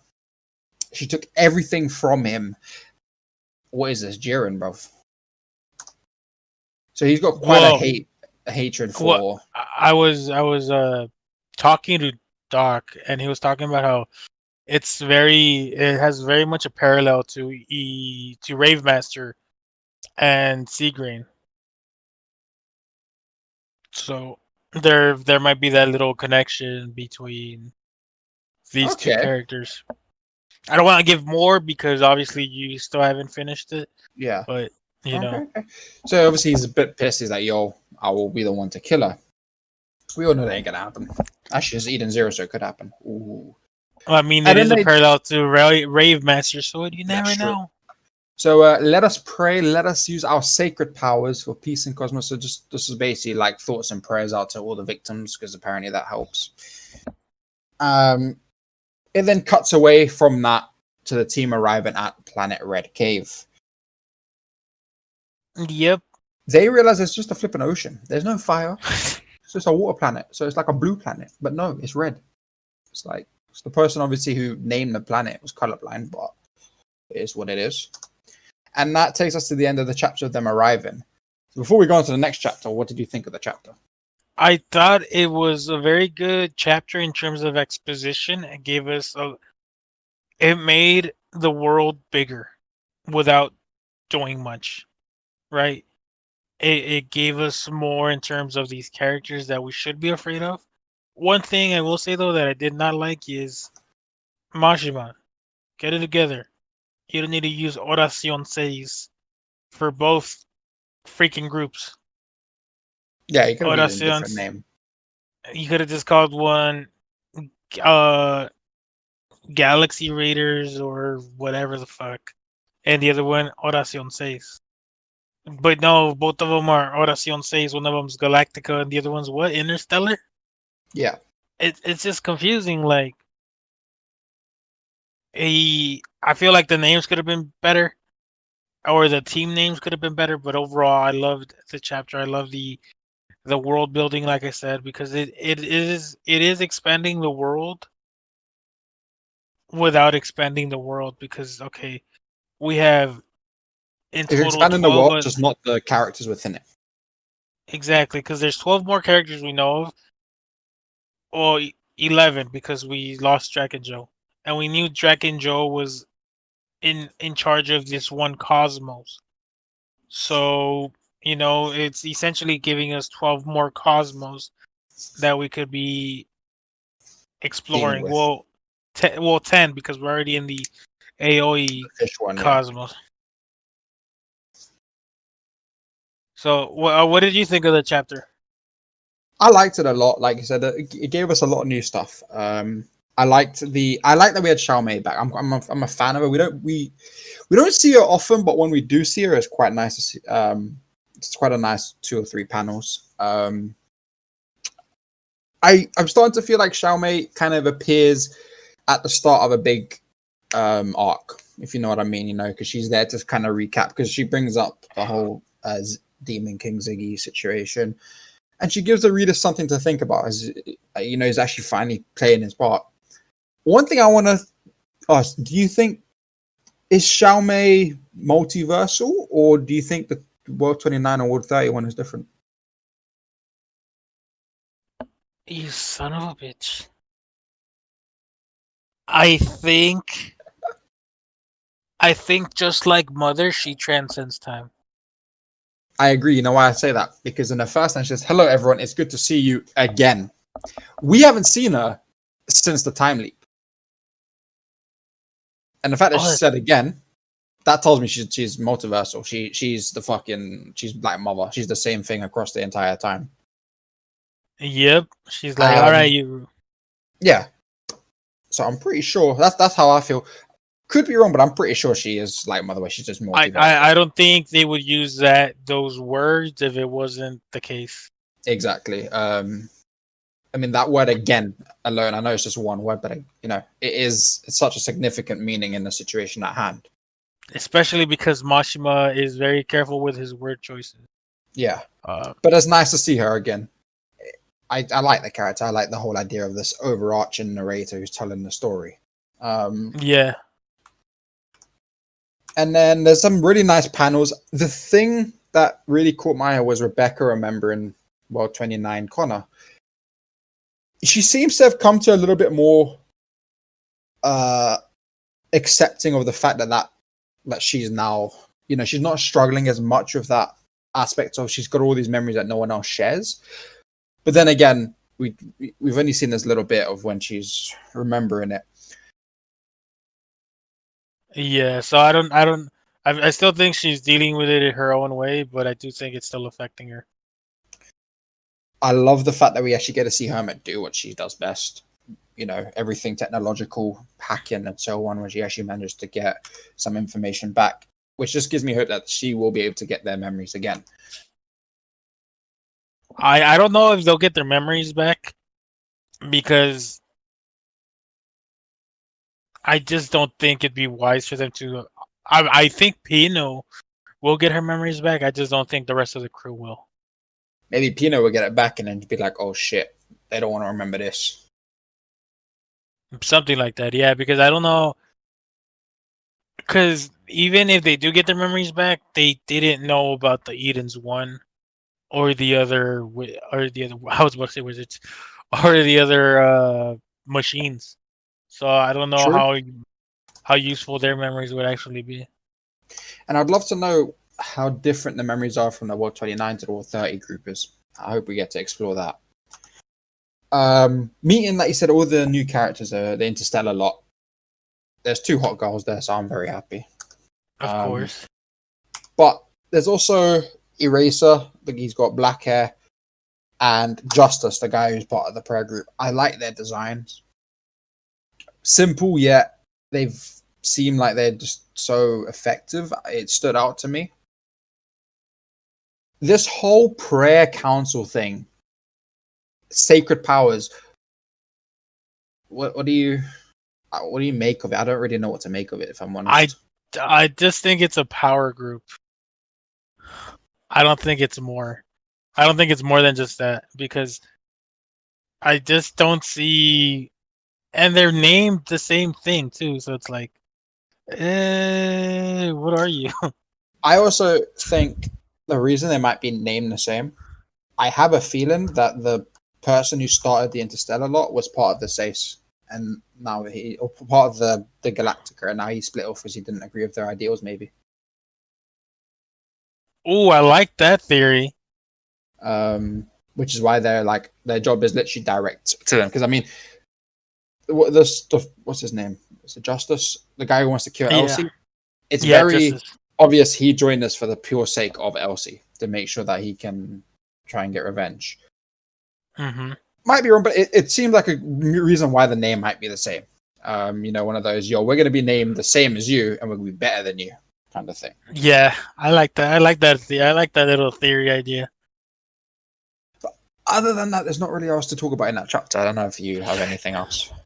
I do not. I think we've covered most of it, and I think I want to see how you describe the next chapter, because some of the panels, I just want to see how you describe them. So go and do that thing you do, sir. All right, so the next chapter, chapter 107, a planet where stars fall like rain. Nice little cover with Hermit. I'm a big fan of Hermit. I love her design and the whole design idea behind the whole technological feats that she has. So this is a great one. The first thing we see is Rebecca and Shiki, Pino and Happy diving straight for the water. Rebecca in a very nice Swimsuit. Swimsuit. Yes. We got Weiss trying to be cool, like, for crying out loud, you kids are so naive. What the beach is really about, and he comes out, is, well, everyone then starts to say what they're saying. Homura goes back to the whole training. Silly Hamura. No, it's not. No, it's not training, darling. We go to Hermit, research, her doing her own little fun. That's just silly sad. Hermit. It's not research. Weiss comes out, brings out his inner Dav, and is like, what the beach is really about is the opportunity to rub sunscreen on the pretty ladies.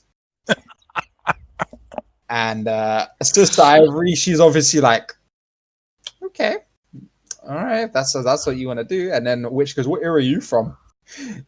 This made me chuckle. He weighed in 50 years ago. Man said Wade, fam. Look at man's moves, blood. He got no, but then Weiss kind of got shut down too because he wanted to put the suntan lotion on Ivory. No, on Witch. Witch, sorry, yeah. What go on really caught my eye, right, is again the whole idea that Weiss wants to do this and Witch just gets up is like, I appreciate the sentiment, but we can just change our skin as we want. We can customize it, bro. They're basically got a customizable skin, bro. They're a customizable character. All right, they can hide their seams in their skin like so, which I'm not sure why they don't anyway. Instantly tan themselves. God, she looks kind of hot tanned as well. I'm not gonna lie. And let me see if it works under the swimsuit. And she's as you wish, and she just shows the boobies, fam. We don't get to see it, unfortunately. But obviously, Witch is she's doing it. She knows what she's doing. All right. Yeah, Witch knows what she's doing. She's teasing the man. Hermit brings up still, how is this a fire planet? And then flipping Homer is like, because it's exceedingly hot. That's because you're training, darling. That the reason why is because you're training. They bring out as a whole, this seems like the more of a water planet and so on. The fact that the atmosphere is teeming with water ether as well.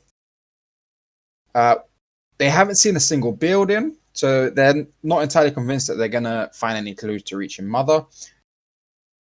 And they talk about, we're at the beach, let's just go have fun. We've got, what's her name? I keep forgetting her name. Clean? No. Clean, yeah, just think Kleenex. Yeah, Kleenex. She wants to go to the beach too, and Jen's like, I don't want you to associate with it. And she's like, nope, I'm going to go. And obviously, Jin's like, oh, okay, have fun. Because, he adores his sister, wants her to be happy. And yeah. He's like, yeah, okay, whatever. It's not like you could go anywhere because exactly, we're stuck here. Them. And it goes to a nice few panels of them having fun. We've got Moscow being surfed on by Sister. Is that Sister Ivory? Yeah. Yes, sir. That cracked me up. That one had me chuckling for quite a bit. Which is just, again, she's just relaxing. Seems like she doesn't really care for the water. She's more just there for the relaxation side of it. Clean comes out and she joins Hermit as well. And those two obviously Hermit's quite excited for her to have joined them. And then the rain, quote unquote rain, comes out of nowhere. And they point out that Have you talked about that moment in the chapter where Shiki pushes up Rebecca so she could record? No, not yet. We're not there yet.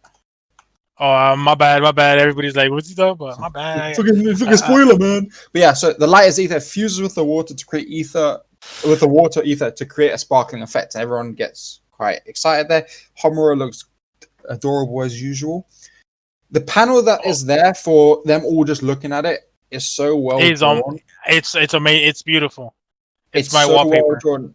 Every single, everyone's in there. You've got, we'll go from the right to the left. We've got Witch just relaxing, and you can see, even from the pose, you can see she's sitting up. Well, not completely sitting, but she's got up a little bit because she's excited by this. Pino is excited as well. Shiki's sitting. He's got his hands in his pockets. He's just, chilling. Rebecca is loving it. So is Happy. Clean as well. Moscow flipping took his goddamn hands in the air. He's like, hey, this is cool. Homura has stopped her train, and everyone's just in awe with what's going on. And it's so well Yeah. drawn. There's so much detail. There's so, I mean, even the sand has its own detail to it. It's really great. I love it. It's a With very beautiful panel. It has the it, whole team. You feel like you're there even though you're not there because it has that much detail to it. it is an amazing spread. I've added it to my wallpaper list. Then we get a nice little booty shot Oh yeah. of Weiss looking at Homura. Uh-huh. I agree, a spectacular view, and she just fucking boots him in the head. Real smooth, Prince Charming. Shiki, can you video this from above? Sure thing. And Shiki does what he does best. My man is smooth. That man's basically like, man's doing what Natsu should have done. Well, Right. Natsu technically did that in the Fairy Tail Dragon Crime movie. I mean, he didn't go up with his own magic, but he did take Okay, your. that's fair. That's fair. Picks up Rebecca, right? And they just fucking zoom up into the sky. You can see Rebecca's a little bit scared because she, it's sudden.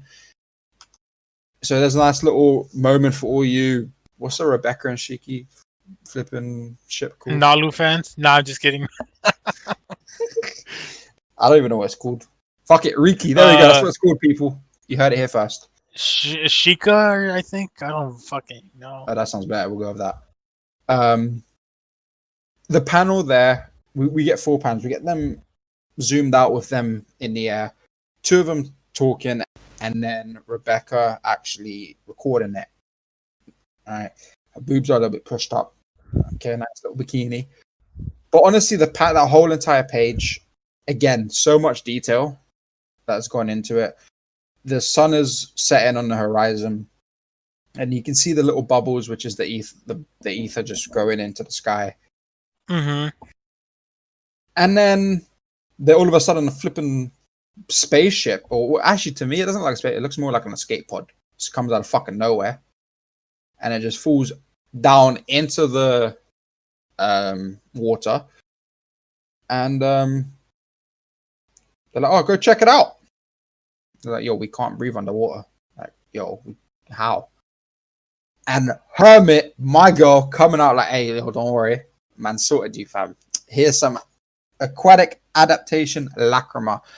Basically, it's a collar that you wear, and now you can breathe underwater and talk."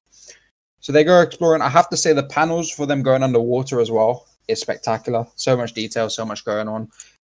You can see the different types of sea life that they have. All of it looks really abnormal. Yes, and then we got Shiki crying again over a bug. Oh yeah, more crying that Shiki is. So the bug comes out of nowhere. Shiki's like, it's a lobster. Oh, it's just a lobster. No, it looks like, but it's actually a bug. So he fucking goes out. All right. Good old Pino, Shiki. Pino says, no, that's a lobster, because obviously, Pino doesn't always get the joke. So, no, it's a lobster. He still flipping freaks out. So Shiki, you're not scared of like fighting the big bad boy, but you see a fucking bug and you're like, ah. Anyway, they get to the ship, they open it up, and in the ship is just, my man's dead, fam. It's just a skeleton. He been dead. You can tell he been dead. Yeah, he dead, and it's been for a while. It's literally it's decomposed and everything, completely dead. And brings up that it was manned by a corpse that crashed here. That is really interesting, and I'm, wondering what that is about. Mm-hmm. Next panel again, another this one's got such beautiful panels. This chapter, another one is that they bring out that why say, hey, look at that. They turn to the side. It's a whole ass city under, bruv. SpongeBob, fam.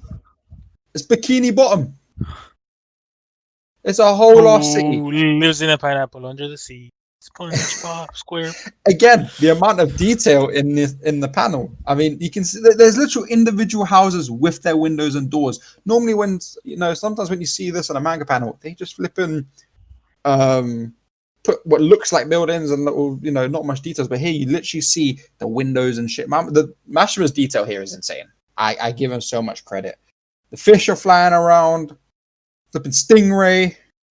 Right, there's a flipping building in the middle. The detail is incredible. And I think it's only going to get better and better.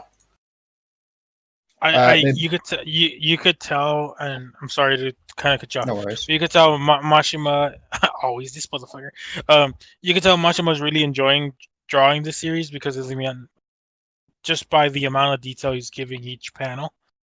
As the series began to come to an end, with Fairy Tail, you can't say you saw the same amount of detail in those panels. So I'm really glad to see that he's enjoying working on the series and, drawing these beautiful illustrations. Yeah, you can really see the effort he's putting into it, and the fact that it's still coming out weekly. With it being weekly, my man's obviously working overtime here. It is pure detail central in this manga. I mean, even when it comes to the fights and when it comes to just the character standing there, there's detail in it all the time. Don't forget, he's constantly playing video games too and all that. Yeah, my man's dude. This man's drawing with one hand and playing video games with the other. All right. He's just like, all right, I need a challenge. Okay. And again, we have Shiki saying, maybe the undersea people will be my friends. Iman's going to go find SpongeBob. Actually, no, he's going to run into Squidward first. And that's when they're like, oh, shit. Then they're going to run into SpongeBob. All right. I got the perfect meme idea. I'm not saying it. I will post it. To this. But he's going to run into Squidward first, and then he's going to run into SpongeBob boys. And now we've got a SpongeBob Eden Zero crossover we've always wanted. They noticed something on the building that looks like Mother. Yeah, they are trying to reach. It's just like a little engraving, I guess is what you could call it, on the front of the main building. It looks like a temple. It looks like Aztec ruins. Yeah, with the same hieroglyphic design and stuff like that. And she is right in the middle at the top. Yes, it looked amazing. Honestly, it honestly was great. It was actually really well placed as well. This really just shows that the idea of Mother is everywhere. Obviously, everyone knows about it. So it was on the guild's flipping holographic thing, but it just shows that it's not just the above water people; it's also the sea people. So SpongeBob's out here knowing about Mother, right? Aquaman trying to get Mother to grant him the wish of the Snyder Cut. Exactly, bruh, every man knows about Mother. The fact that she's there, and it says that it looks like a temple. The design of the building looks like a religious place. Yep. So I'm excited to see what they find out in there. This is where they're going to meet Squidward. I'm telling you that now. This chapter overall was actually one of my favorite chapters so far. Just in terms of detail. It was a fun chapter they were doing. They were actually enjoying themselves. There was a lot going on with just them having fun, the characters interacting with each other. And then the extra panels, not the extra, but the singular panels that we get of just pure detail was so beautiful. I can't wait for this anime. I think it's going to be so fucking well made. I hope, let's not jinx it. I hope it has a studio that actually cares enough to produce it and do it well. Personally, I want Ufotable, but they're busy, so I don't think that will happen. But I don't even think UFO. Yeah, they're too busy tax evading. I mean, apart from that, all right, okay, they're now releasing Heaven's Feel Free. Still haven't got it. Been 15 days since it's released. It feels bad, man. But I hope the studio and the team really do it justice, because I think this will be really fucking good when it comes out. It's obviously going to have people bashing it. And honestly, there'll be a lot of bashing of it, saying this is exactly like Fairy Tail, up until Valkyrie, when they meet Valkyrie, Homura and Valkyrie's situation, where they're like, oh, there's actual dark plot to it. Oh. Well then. And then when they get to chapter 82. I think people will always compare it to Fairy Tail, but I think what's not going to help it is Shiki. Because Shiki is all about that friendship and all about being scared about bugs. And people are going to hate the fact that he cries A lot. Yep. Some people will justify it and say, well, he's not doing it in X moments or whatever. Or like he's serious when he has to be, and that's true. He is serious when he has to be. But I know for Deku, for My Hero Academia, people complain about his crying. Look, I'm one of those people. I complained a lot about his crying, just because it annoyed me. But there was other good characters, so I didn't really care about him. So I know people are gonna complain about the crying, complain about Shiki's obsession with fucking friendship. But other than that, there really isn't much he could say because the characters themselves initially the art style did look similar, but if you look at the art style from when Eden Zero first came out to now, it's changed quite a bit. You could tell it's still Mashima because the way he draws his characters, but it's different. So I'm excited. I hope whoever gets it does You good? another company to do and then just publish it as their own. So Honestly, I'm excited for the anime overall. I think it will do well. There's so much that is going to happen with this show. if they work, if it's A1 Pictures, I could expect a decent adaptation, but I know the score will be amazing. Because the score for Fairy Tail, the music, the soundtracks and all that was simply beautiful. Yeah, it's one of my favorite for sure. So I'm excited, cautiously optimistic, but look, I think it will be great right off the bat. It's just I worry about obviously because it's going to be a long running series, similar to what Fairy Tail was. It's more what's going to happen when it becomes later on in the series. You know, that's kind of when studios stop caring about the quality. That's kind of what happened to Fairy Tail. It gets put in the back burner.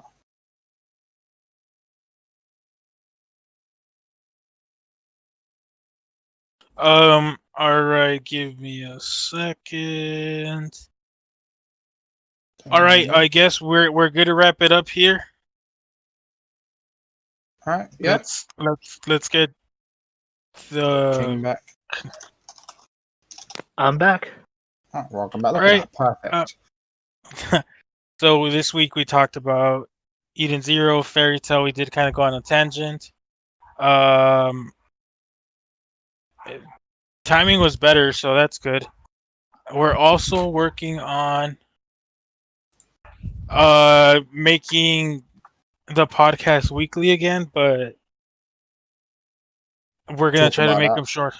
Yeah, make them shorter. So instead of like hours, maybe 1 hour maximum.